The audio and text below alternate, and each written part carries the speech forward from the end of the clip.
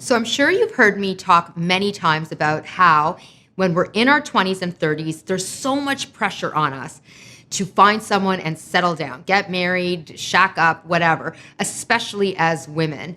And I certainly felt this way when I was in my 20s and 30s as well. But I keep hearing about how in this COVID moment, so many people who are single are feeling really heavy about this and feeling really like they're struggling with this.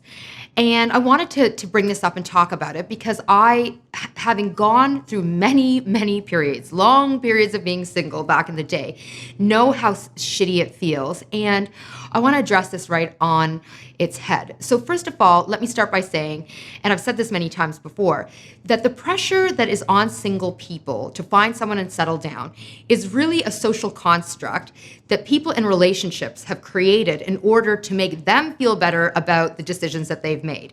In other words, people who are in relationships want single people to be in relationships too because it makes them feel better about the decision that they've made to shack up and to couple up. So that's the first thing.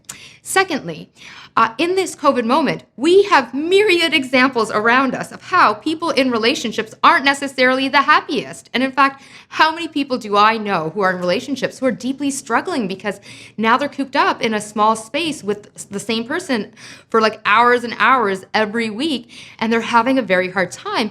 And in this moment, a lot of single people are really flourishing. Now, the opposite is true as well, but I think the problem here is that in our society, we vilify people for being single and we celebrate people for being coupled. And I just wanted to point out that there are a lot of people in relationships who are not happy in this moment.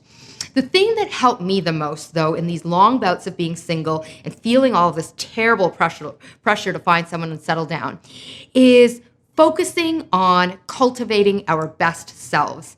So cultivating self-love, being the best person you can be, and really enjoying every moment of exploring who you are.